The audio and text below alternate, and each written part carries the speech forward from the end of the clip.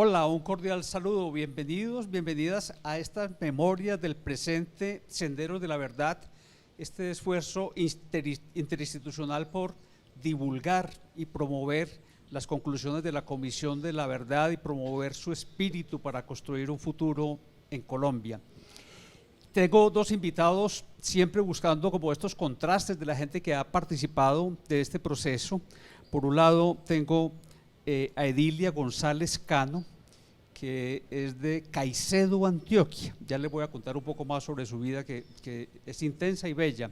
Y por otro lado, a Pastor Alape, que es un dirigente histórico de las FARC, muy activo en todo el proceso de este esquema integral de justicia que se ideó desde La Habana y específicamente también en actividades de la Comisión de la Verdad. Edilia me pareció a mí, cuando estuve escuchándola hace un rato, una muy típica antioqueña. Edilia y su familia y su origen, de una vereda profunda de Caicedo,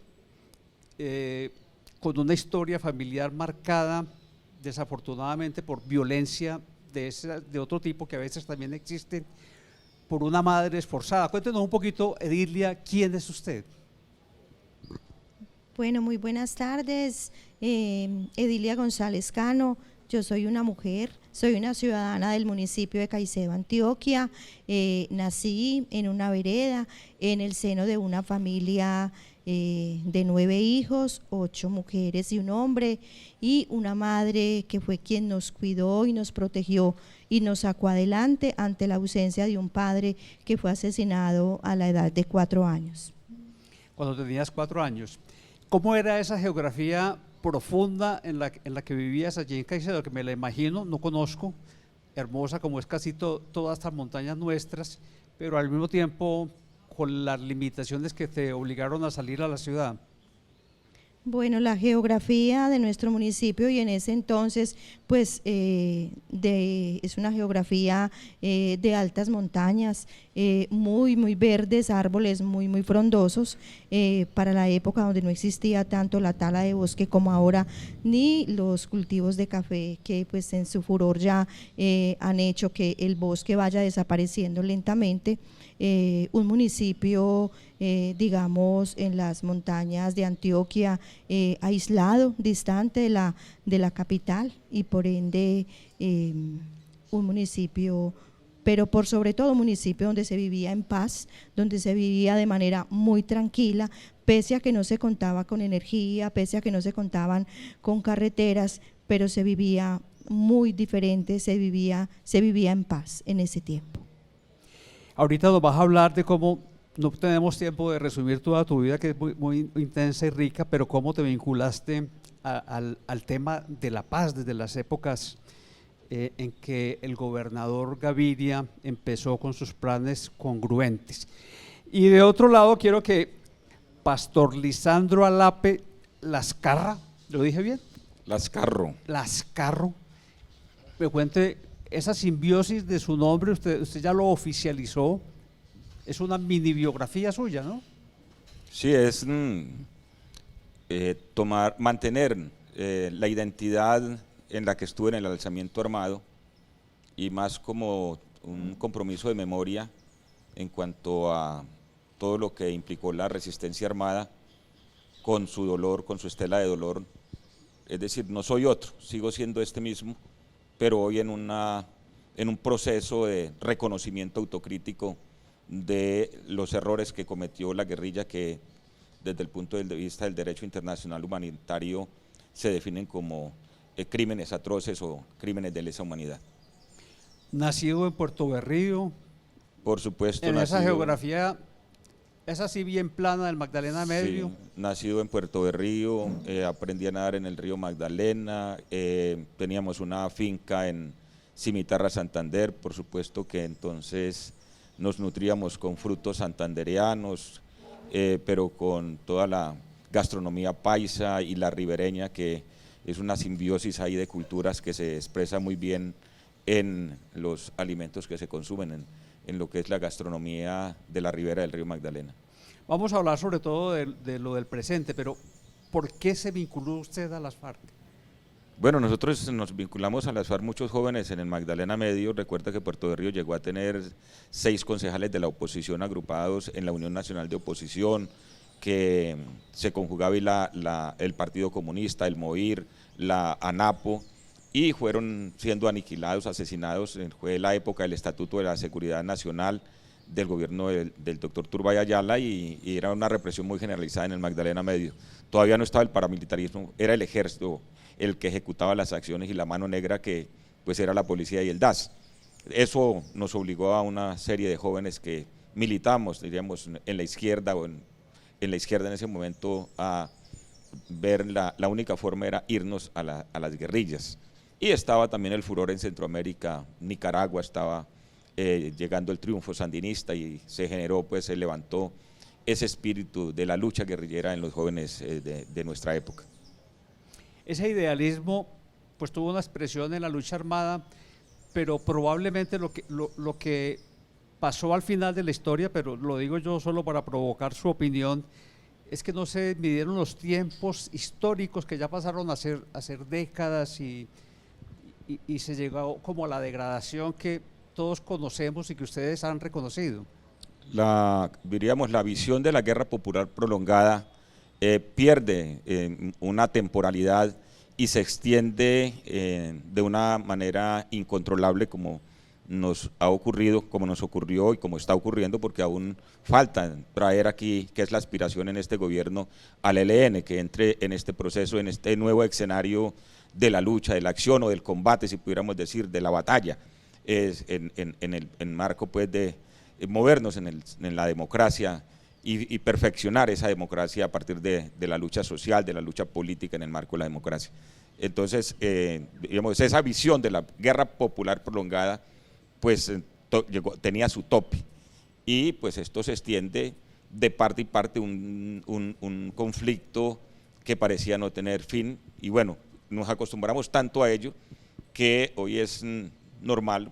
Creo que aquí donde estamos alrededores pues sentimos cómo palpita ahí la violencia, los controles territoriales, los grupos armados, porque una sociedad que se acostumbró a que no es el Estado el que genera seguridad, el que protege, sino que son particulares que se arman y establecen puntos digamos, de control. Ese es lo que tenemos que desmontar, también es el desafío, y es lo que hemos venido caminando en estos 5 años, en lo que establecimos como el sistema, ¿no? Porque esto lo llamamos como el sistema del cierre, que es el sistema integral, verdad, que le corresponde a la comisión que cierra su informe, la justicia, es decir, cómo cerramos esto, no es el perdón en el olvido, sino aquí hay unas responsabilidades, aquí hay una responsabilidad jurídica, una responsabilidad política, una responsabilidad ética ante todo, quienes seremos capaces de enfrentarnos a la verdad como por un proceso sanador de nuestras historias de violencia.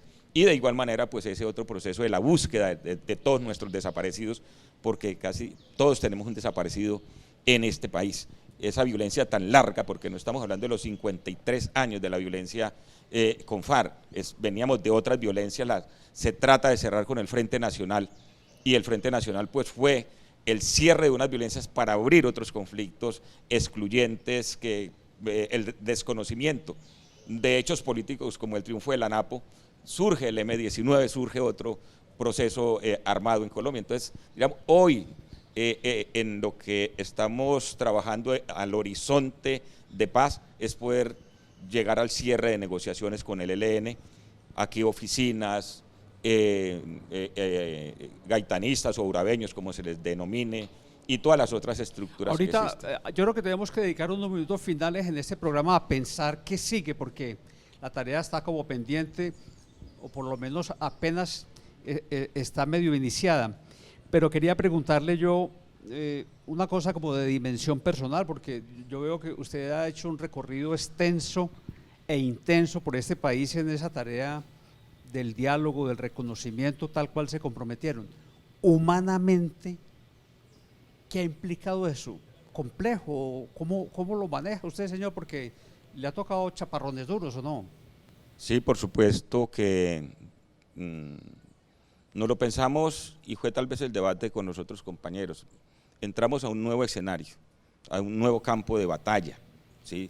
De la batalla de las ideas, del acto sostenido, de poder generar credibilidad en una sociedad que no cree, en una sociedad pesimista, poder crear como ese aliento de que sí, la esperanza es tocable, que se puede sembrar semillitas de esperanza y que podemos coger fruticos pequeños, pero que si vamos sumando todo eso, pues nos da una gran cosecha, esa gran cosecha de mirarnos que somos diferentes. Y eso es tal vez el aliento que mantiene uno. Por supuesto que esto es muy complejo, la familia pensaba que uno llegaba y se iba a integrar todos los días con la familia y pues a veces demora uno sin responderle en eso ahora del WhatsApp. Pues uno venía de la guerrilla, que había un radista y le traía los mensajes a uno y le decía, le hay tantos mensajes, póngale cuidado a este, no, ahorita es con ese telefonito. Y entonces a veces le ayudan a uno a alguien solidariamente como asistente, pero entonces a uno también a veces no escucha al asistente porque está metido en otra dinámica y entonces es complejo.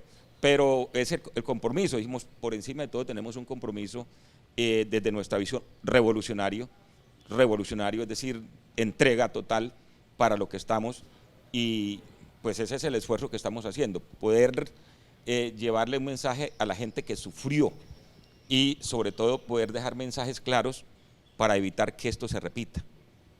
La incidencia fuerte en el territorio es cómo hacemos para que no se repita, cómo hacemos para poder encauzar a la nación por los caminos efectivamente de la democracia, de la productividad y el desarrollo. Edilia, Caicedo, venimos a conocer nosotros a Caicedo, o que existía, como conocemos a veces buena parte de la geografía colombiana, por la violencia, desafortunadamente, pero parece como si el destino se hubiera ensañado un poco con Caicedo, porque fueron varias tomas. ¿Qué pasó en Caicedo y por qué terminó Edilia tan comprometida con el tema de la paz? Bueno, a ver, Caicedo, como tantos municipios del departamento o del país, fue un municipio que a partir de los años 90 y con muchísima más intensidad hasta el año 2003, más o menos 2003, vivió los avatares, vivió como los dolores y las consecuencias de la guerra, una guerra que en ningún momento, de la que en ningún momento fue protagonista el pueblo caicedeño, sino que le tocó padecerla al municipio. Quizá por su ubicación, consideramos de manera tan estratégica, por ser era un camino, ¿cómo se dice?, un sendero por donde transitaban grupos al margen de la ley. Entonces Caicedo se vio afectado inmensamente por grupos al margen de la ley. Inicialmente fueron delincuencia común, posteriormente ya fue la presencia de la guerrilla de las FARC con todos los actos crueles, inhumanos como los que le tocó vivir a la comunidad de Caicedo. Pero no solamente fue ello, sino también ya la presencia de los grupos paramilitares, donde la comunidad caicedeña, donde los campesinos, que es prácticamente el 85% de la población que habita la ruralidad, se vio enfrentada en el medio del paramilitarismo y la guerrilla de las FARC, con todos los dolores, con todas las muertes, con todos los sufrimientos que ya sabemos, y producto de todo ese accionar violento de los grupos al margen de la ley, Caicedo tuvo que soportar 3 tomas guerrilleras por parte de la guerrilla de las FARC y 2 tomas por parte del paramilitarismo. Un municipio que estaba en el olvido, que estaba prácticamente en el olvido, en el abandono. Únicamente en el año 2001, 2002, el gobernador de Antioquia, Guillermo Gaviria Correa, alzó la voz y colocó su mirada en un pueblo asediado por grupos al margen de la ley, pero un pueblo humilde, honrado y trabajador que vivía del café.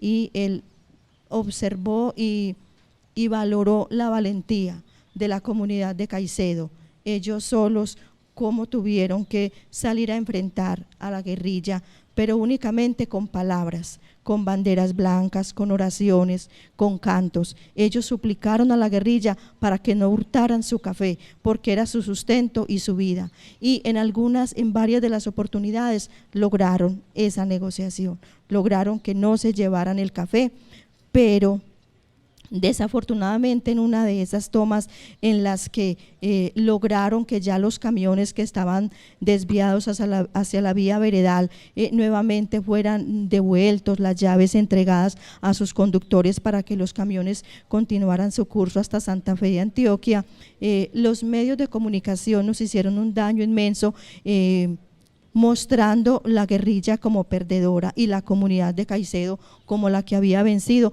cuando eso no era lo que estaba buscando la comunidad en ese entonces. A partir de ahí entonces, en uno de los recorridos o en la próxima salida de camiones cargados con café hacia Santa Fe de Antioquia, nuevamente sale la guerrilla, y en ese momento no hubo manera de diálogo, de negociación. Fue ahí donde ultrajaron al sacerdote, lo golpearon, le quitaron su camándula y la arrojaron a la quebrada y amenazaron la comunidad diciéndoles que si daban un paso más las consecuencias iban a ser más difíciles.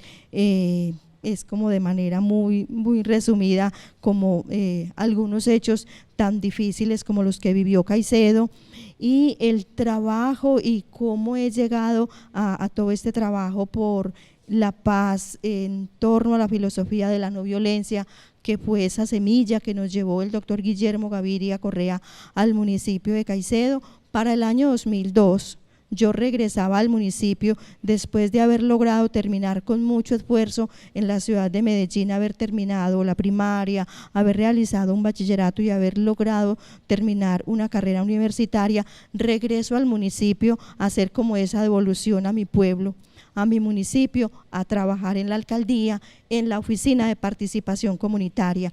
Para ese entonces, desde la gobernación de Antioquia, se estaba trabajando con mucho compromiso en todo el departamento el plan congruente de paz, que consistía en fortalecer la participación ciudadana en las decisiones de los gobiernos locales y trabajar todo el tema del buen gobierno.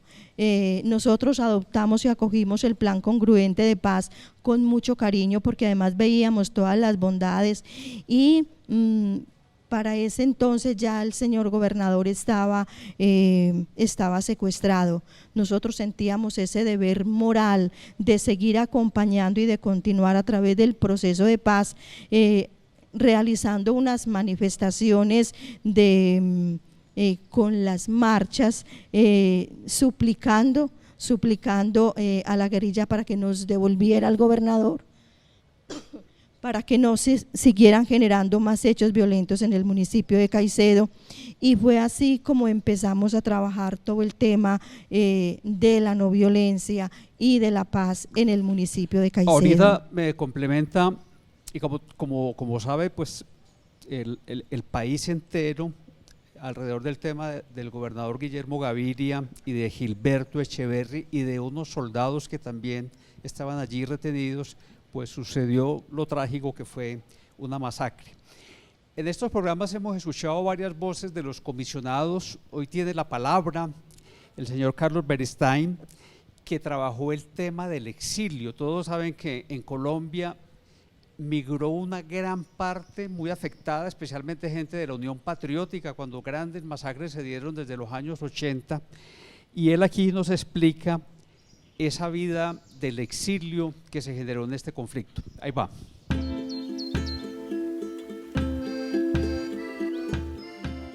Ser refugiado es tratar de convencer al otro de que tu verdad vale la pena, ¿no? Porque muchas veces al refugiado, al exiliado, ni siquiera se le reconoce su verdad, tiene que convencer a veces al país de acogida de que lo que le ha pasado es cierto, ¿no?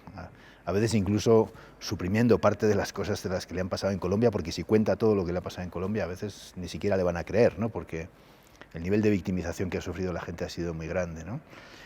También hemos visto que el exilio no es la primera opción de la gente que salió del país, ¿no? Sino que fue la última opción, ¿no? En general hubo 1 o 2 desplazamientos previos antes y hubo otras violaciones de derechos humanos antes de que la gente decidiera o tuviera que salir del país para defender su vida. Y también, bueno, creo que una revelación muy importante que va a decir el informe de la Comisión es que estamos hablando de más de 1 millón de personas que tuvieron que salir del país por motivos del conflicto armado, y en diferentes épocas. Ahí hay persecución política, hay a líderes políticos, a defensores de derechos humanos, a exmiembros de grupos desmovilizados, hay víctimas de secuestro y sus familiares, hay mujeres que resistieron al reclutamiento, hay personas y líderes de comunidades que tuvieron que enfrentar la violencia masiva a finales de los años 90 en sus territorios, sobrevivientes de masacres, personas del colectivo LGTBI que tuvieron que también salir por persecución, por delitos de odio, por esas visiones estereotipadas contra la población LGTBI o la diferencia sexual y diferencias de género. O sea, tenemos casi desde una revelación, creo que se puede ver leyendo ese tomo del exilio, uno puede ver el conjunto del conflicto armado, ¿no? Y creo que también muestra el deseo de la población en el exilio, que tuvo que salir por diferentes motivos y que tiene diferentes estatus. Unos tienen estatuto de refugiado, otros se quedaron sin papeles, otros trataron de tener una visa de trabajo, una visa humanitaria en diferentes países. Lo que muestra también es un deseo de participar en la construcción de la paz, ¿no? Y que su verdad, ¿no? La verdad que se llevaron muchas de estas personas, también está incorporada a esta verdad colectiva que estamos tratando de hacer, ¿no?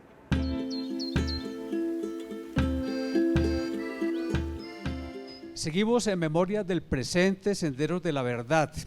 Aquí reconstruyendo un poco toda esta historia del conflicto regional y el trabajo que hizo la Comisión de la Verdad para pensar también un poco el futuro. Quería preguntarle a Pastor Alape, como una preguntita en dos, aunque no podemos ser muy extensos, ¿por qué tanta hazaña con poblaciones como Caicedo? Ya lo hicieron los paras también, pero digamos, las FARC fueron un poco desmedidas y vino lo de la masacre de estos personajes. ¿Cómo fue reencontrar después a la población de Caicedo y explicarles o tratar de explicarles el por qué? No, es que tenemos en el análisis que uno hace es que la guerra enceguece y ensordece de tal manera que quienes estamos en la guerra actuamos ya de manera instintiva. Y es como que, ¿quién causa más dolor? O sea, siento que el adversario me causa dolor y la respuesta es profundizar el dolor. Y entonces se acaba ese lindero de quién está a aquel lado. Y vemos a todos como enemigos. Y nos inventamos enemigos. Porque la guerra actúa a partir de miedos. Y se expresa, se manifiesta violentamente, porque entre más miedo hay, más violento se es, porque necesita protegerse. Y pues hay principios, la ofensiva, mantener la ofensiva implica que mantengas un nivel de violencia permanente. Yo no estaba no era en mi conducción en esa época el bloque, lo que llamamos el bloque después de Efraín Guzmán en Noroccidente, pero ya en los testimonios hablando, yo llego en 2012 a asumir la responsabilidad de ese bloque, y pues primero era pues aclarar todas esas circunstancias que se daban por las particularidades del bloque. Una zona con una potente incidencia étnica de participación, población, tanto en el Chocó como parte de Urabá y el sur de Córdoba.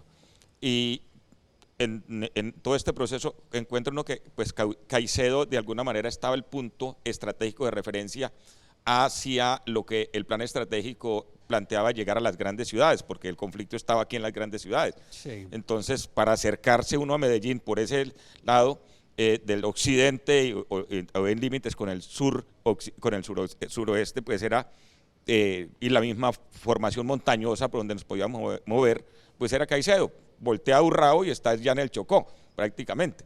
Y volteas aquí y ya estás sobre el Cauca, y ya miras cómo subir a Medellín. Entonces, diríamos, ese ensañamiento era como bastiones. En la guerra se ponían puntos, el bastión, cómo se sostiene. Y entonces, pues, quien termina en la guerra sufriendo son las comunidades.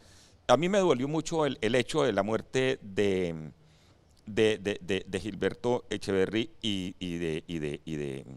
el gobernador Guillermo Gaviria, pues porque yo, bueno, cuando eso era de la Dirección Nacional, pero no de la Ejecutiva, no era el secretariado. Pues nosotros estábamos en el Magdalena Medio, en el Nordeste, en una pelea con los paras dura y en todo ese Bajo Cauca y Nordeste. Y las poblaciones, las zonas rurales estaban solas.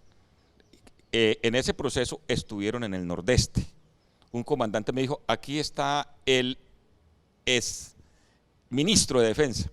Está facilito para echarle mano. Y dije, ¿cómo se le ocurre? No, hermano. Eso no, pues nosotros que nos vamos a encartar y además nuestros señores están planteando la paz y nosotros estamos planteando el diálogo. ¿Qué es esto? Bueno, como a los 6 meses yo regresé, yo estaba en el sur de Bolivia, regreso al Nordeste, a los lados de Remedio y me dice, y salió la noticia. Nicolás se llama al mando, murió, dijo, vea, el que no las hace, las ve hacer. Me dice el comandante del cuarto frente en esa época, le dije, el que las hace, a esto lo que nos va a traer es una tragedia, le dije yo ese día, esto no tiene justificación política. Yo pensé realmente que iba a ser una cosa de lo que llamamos la propaganda armada. No, capturado las FARC, tiene poder, tiene la capacidad de retener a un gobernador. Bueno, en términos de la búsqueda de lo que era pues el reconocimiento de fuerza beligerante, que era mostrar pues actos de poder en el territorio. Cuando eso se extiende es decir, ahí actuamos con una ceguera política total, equivocados, que es lo que hemos reconocido más allá del dolor, diríamos, es la responsabilidad pública, política que tuvimos como organización. Y con, pues, Gilberto Echeverry, pues yo empecé a hacer política. Cuando yo me vinculo a hacer política en izquierda, salgo a hacer política, a hacerle campaña a Hernando Echeverry Mejía. En la UNO. En la UNO. Sí, Unión Nacional de Oposición, años 70. O sea, demócratas. ¿Sí? Demócratas que terminan sacrificados. Es decir, por eso tal vez como dice Chucho Abad, esta fue una vaina de Caín y Abel. O sea, llegamos a tal ceguera que ni siquiera medíamos quién era el enemigo. Todos eran enemigos. Y entonces en este ejercicio que estamos haciendo de reconstruir esta memoria y de como esa función de lo autocrítico, desde lo político y desde el corazón, es decir, cómo nos sanamos, pues encontramos que realmente los afectados, todos los afectados, fueron la gente pobre, la gente por las que luchábamos y nos levantamos, el proletariado, las clases populares, y pues todos soldados, paras, muertos, hijos de pobres. Pero no empezaron a ir sistemáticamente contra un principio maoísta de que tiene que ser la guerrilla al pueblo como el pez al agua. ¿Qué pasó ahí?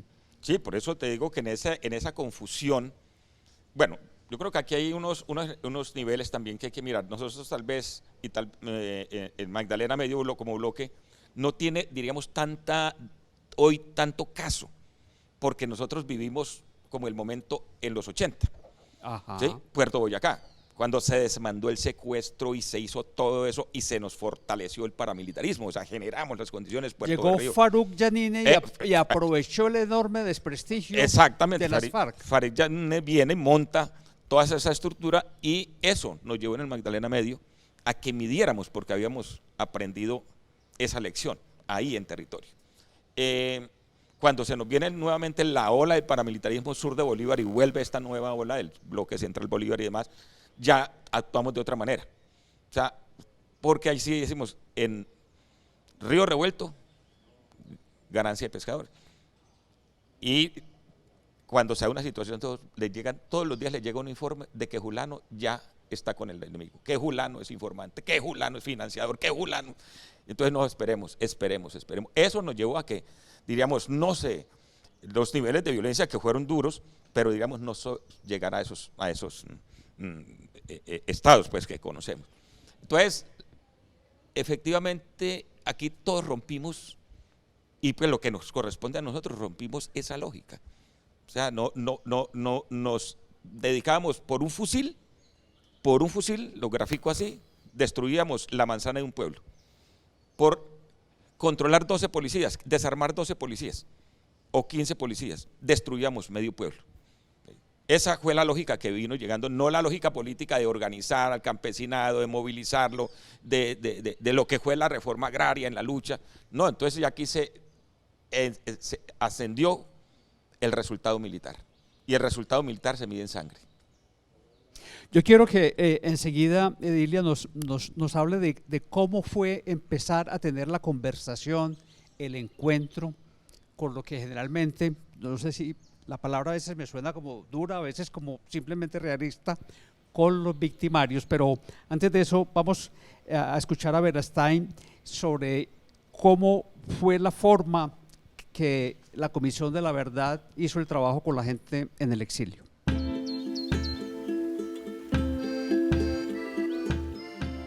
Lo primero que hicimos fue hacer pues, algunas visitas a diferentes países, ¿no?, para escuchar a la gente. Recibimos también cartas de gente en el exilio, de organizaciones de víctimas que querían participar en este proceso, ¿no?, que habían mandado incluso cartas a La Habana diciendo, bueno, el exilio tiene que ser considerado también en este proceso de paz, ¿no? Y lo primero que hicimos fue visitas, ¿no?, a Argentina, a México, a Estados Unidos, a Canadá, a Suecia, a España, para reunir a la gente con la cual podíamos tener un primer contacto y empezar a escuchar, ¿no? Primero, si querían participar en la comisión, si para ellos tenía sentido esto, cómo pensaban que se podía hacer, porque no es fácil, ¿no? La comisión no es la unidad de víctimas que trabaja con el gobierno, trabaja con los consulados, con las embajadas, no, nosotros no teníamos ni infraestructura ni medios, ¿no? Hubo que buscar los recursos también, pues gracias a la cooperación que fue sensible con esto pudimos hacer todo ese trabajo, si no hubiera sido imposible, no podíamos usar plata del Estado para hacer ese trabajo y tuvimos que, digamos, buscar pues, apoyo internacional para poder llevarlo a cabo, ¿no? Y desde el principio lo que notamos fue mucho interés, ¿no? También como la necesidad de tener un acuerdo, ¿no? Bueno, nosotros sí queremos participar, ¿no? Pero ustedes, ¿cómo darle también seguimiento, ¿no? Pues nos tocó trabajar de una manera muy participativa, no podíamos mandar un equipo de la comisión que fuera a visitar el mundo, no era la manera, ¿no?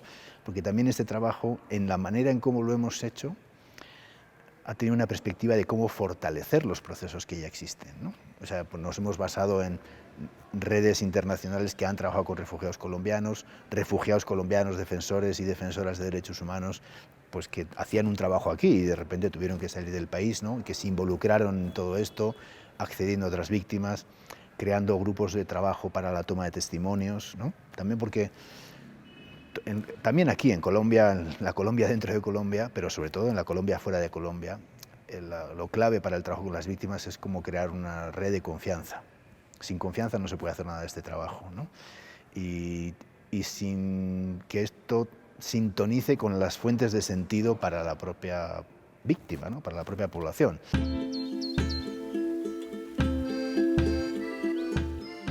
¿Es verdad o es mentira? Usted me dirá que tuvo mucha resistencia para encontrarse con la gente de las FARC, a quienes la Comisión de la Verdad quería llevar allá a Caicedo. ¿Por qué? ¿Y cómo, por qué cambió la resistencia después? Bueno, a ver, pues la verdad no me atrevería a hablar en nombre de los un poco más de 8.000 caicedeños y caicedeñas que somos. Como persona. ¿Yo?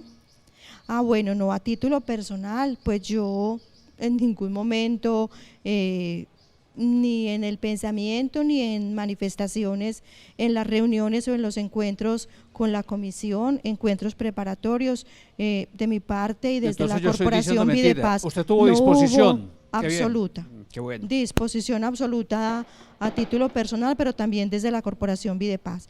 Y también creería yo de un gran número de personas del municipio. Obviamente se percibían algunas resistencias de algunas personas, más no de un pueblo en general. Y cuando empezó el proceso, ¿cómo lo vivió? ¿Qué sintió? Ustedes escribieron además documentos extensos donde les planteaban a los dirigentes de las FARC la visión de lo que habían sucedido. ¿Cómo vio las respuestas que ellos dieron?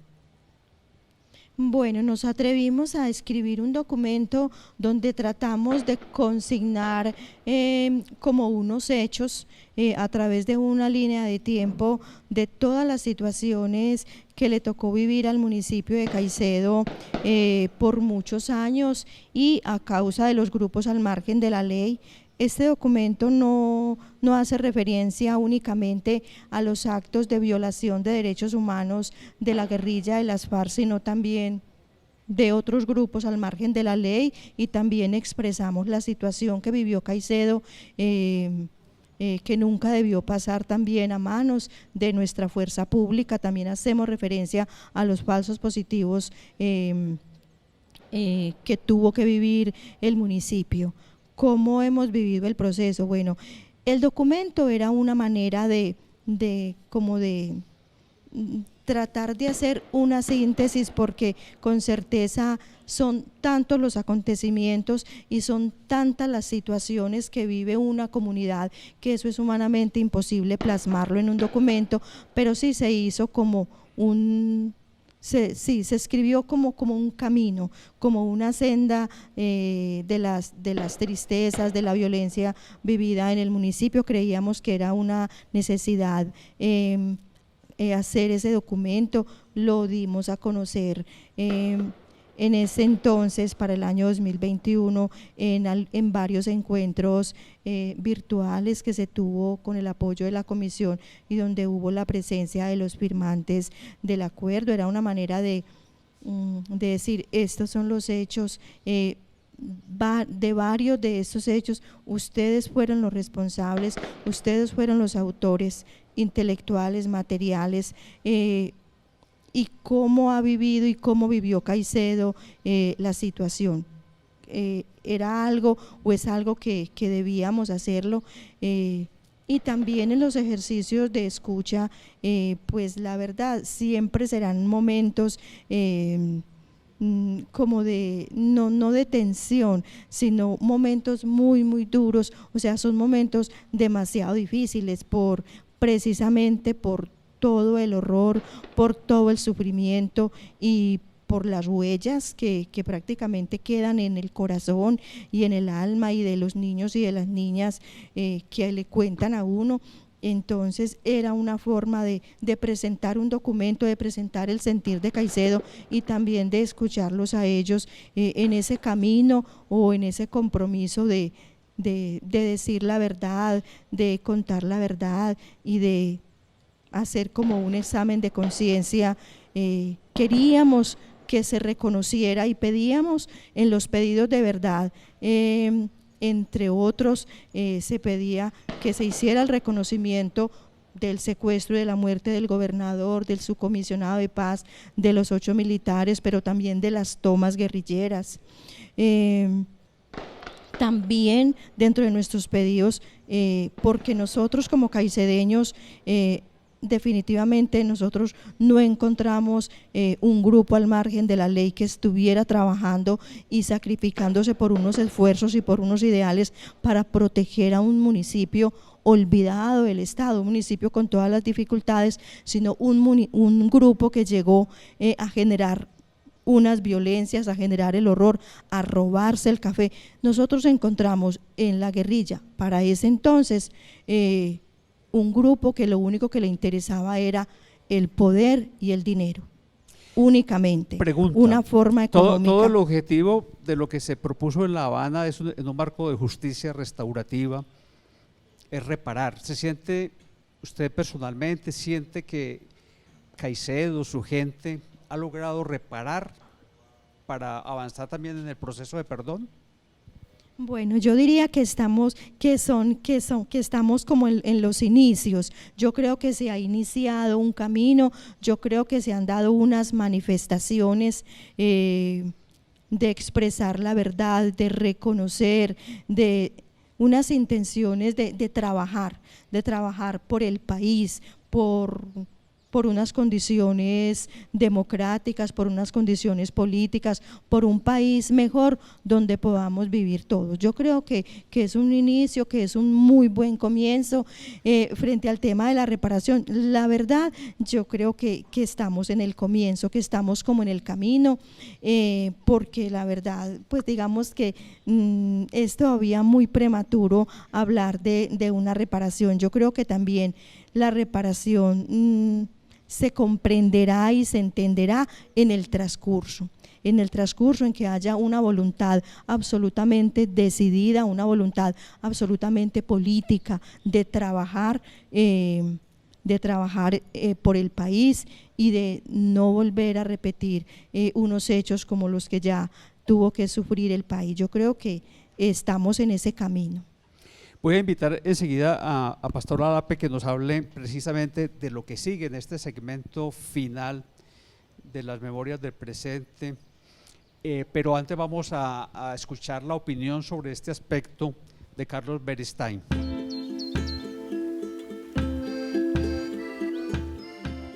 Colombia tiene una cosa muy positiva, a diferencia tal vez de otros países, en otros contextos, ¿no? Y es una enorme energía creativa, capacidad de las víctimas, la sociedad, ¿no? Digamos una sociedad también muy echada para adelante, con ganas de transformar, ¿no? Que no se queda pasiva, ¿no? Incluso el exilio es un exilio colombiano muy activo, ¿no? A veces con sus propias redes, etcétera, menos visible que otros exilios del mundo, del Cono Sur, etcétera, en la época, pero muy activos. Y esa es la energía positiva, transformadora. Pero creo que hay que enfrentar dos cosas. Uno, esos factores estructurales, ¿no? Que tienen que cambiar, ¿no? En términos de la impunidad, en términos de ese modelo de seguridad, ¿no? En términos de que hay que mirar la economía del país, ¿no? Una economía muy excluyente, ¿no? Y que ha generado grandes sectores excluidos del país, desde la población campesina o étnica, ¿no? Etcétera. Y luego creo que también es muy importante un cambio de mentalidad, ¿no? Esta mentalidad del enemigo, de la estigmatización del otro, de la imposibilidad muchas veces de llegar a acuerdos, ¿no? De cómo enseguida se pasa de todo es muy polite a la máxima descalificación, ¿no? Y hay una incapacidad a veces de un trabajo colectivo, ¿no? Constructivo. Ahí creo que hay un desafío también de cómo se asimila todo este dolor acumulado, ¿no? Todos estos duelos acumulados durante tanto tiempo, y también cómo se transforman pues las relaciones, ¿no? Nos ha tocado, en el propio exilio nos ha tocado, ¿no? Uno puede, porque muchas veces el conflicto también se lo lleva a uno, ¿no? Y las mentalidades y las maneras de ver las cosas, cómo retejer también relaciones entre gente distinta, ¿no? Que ponga un escenario de reconstrucción de ese tejido social, de superación de parte de esas fracturas. Sabemos que esos procesos son largos, ¿no? La gente piensa, bueno, verdad y reconciliación, estos son dos procesos automáticos. No, para nada, ¿no? Estos son la reconciliación, que tiene muchos significados, ¿no? Pues tiene también, digamos, necesita tiempo, necesita a veces generaciones, pero necesita un camino sostenido, y me parece que el primer paso es asimilar esa verdad, y ayudar, digamos, a cambiar la percepción que se ha tenido durante muchos años de ese conflicto, ¿no? Porque esas visiones estereotipadas, rígidas, que dependen mucho del posicionamiento político, ¿no? O dependen mucho de la interpretación, ¿no?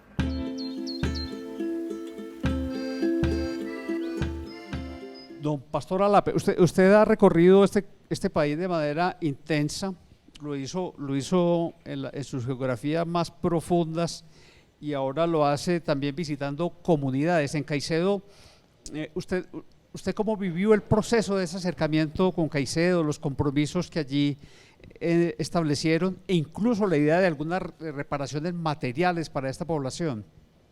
A ver, lo que desde el inicio que empiezo a involucrarme, diríamos, en este proceso con Caicedo y todo lo que tiene que ver con el gobernador, el asesor y su asesor de paz, pues lo que voy encontrando es una generosidad muy grande de las comunidades, de las víctimas. Un pueblo sufrido, pero con una generosidad y diríamos, una capacidad de perdón. Manifiesta en el primer escenario de escucharnos, es decir, de sentarse, de vernos a la cara a los victimarios. Ese es un ejercicio muy potente en el que pues uno queda con una emoción cimbroneado. Sí, una emoción muy intensa, palpita realmente uno en la emoción ahí. Llegar al pueblo, pues nos tocó caminar para llegar ahí en un pedacito. La gente lo miraba a uno, pero lo miraba con una expectativa, yo diría un poco también todavía con recelo y con miedo. Ajá. Todavía con miedo, es decir, como que esta gente todavía están, y con la carga que teníamos de la gente que regresa, que ha sido pues una situación muy compleja para manejarla, porque la gente cree, como ha sido en este país, que es que cada uno viene y deja otra cola allá, y pues potentados de este país que tienen capacidad de llegar al micrófono y a la cámara, pues nos han acusado de eso, casi que es un pacto que Iván se devolviera y nosotros siguiéramos acá. Entonces, todo eso se siente en las comunidades. Este proceso ha sido de generar esa confianza y es la suma de actos, ese proceso, con pequeñas cosas, con pequeños actos. En Caicedo dijimos, pues vamos a comprometernos en algo material, algo que la gente pueda después tocar, y fue la reconstrucción de la casa campesina.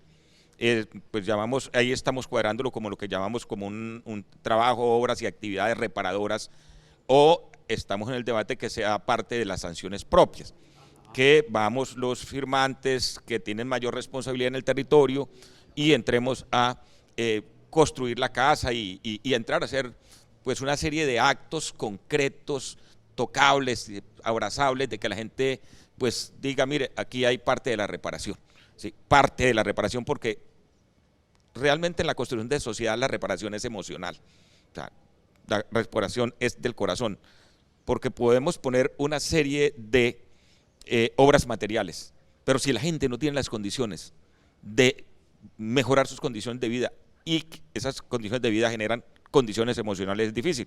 Por eso el cuestionamiento nosotros a este gobierno que se va de lo que hizo los PEDET, porque los PEDET tenían que generar ese desarrollo integral, participativo del territorio, no eran construir obras, era generar transformaciones de tal manera de que las economías, que es la base central de toda sociedad, pudiera respirar con soltura y pudiera generar realmente esas nuevas condiciones de apropiación del territorio de la gente, de la distensión del territorio. Entonces, ese es, diríamos, como este proceso que hemos venido haciendo, en el que vamos aprendiendo cada día más. Hoy uno siente la mirada de las víctimas de otra manera, con mucha fuerza de su dolor, con mucha responsabilidad, pero no en la mirada de te condeno, sino como, vení, ¿qué podemos hacer para que esto no se vuelva a repetir? Es como lo que encontramos en la mirada de la gente y en las expresiones y en los mensajes que nos dan. ¿Cómo ve usted la perspectiva ahorita? ¿Tiene optimismo, tiene pesimismos sobre lo que vivimos hoy en el país, de lo que estos diálogos han propiciado? Bueno, no, ante todo yo creo que hay que mirarlo con el optimismo, pero también con un propósito firme de continuar trabajando desde los territorios, desde las comunidades, porque todo lo relacionado con la convivencia en los territorios, pues parte y se originará muchísimo desde cada vereda, desde cada hogar, desde cada comunidad, por un lado. Pero creo que hay un reto demasiado alto y tendrá que haber un compromiso absolutamente decidido desde las instituciones y desde el gobierno nacional, desde el Estado, para darle continuidad al proceso, dar continuidad en sostenimiento, dar continuidad en generar garantías y condiciones de seguridad, de tranquilidad y de orden público para los pobladores. Dos protagonistas del trabajo que ha hecho la Comisión de la Verdad, a quienes quiero agradecerles profundamente que hayan participado hoy en esta conversación. Edilia González, que es de Caicedo y tiene una historia ligada al dolor que esa población ha vivido, pero también al compromiso por la paz.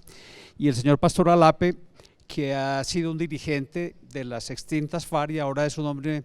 Yo reconozco su interés, señor, en la manera como ha afrontado el compromiso de tener una relación con comunidades afectadas y promover este proceso de paz. Así que muchas gracias. Los esperamos en una próxima emisión de estas verdades de la Comisión, que son la ruta del presente.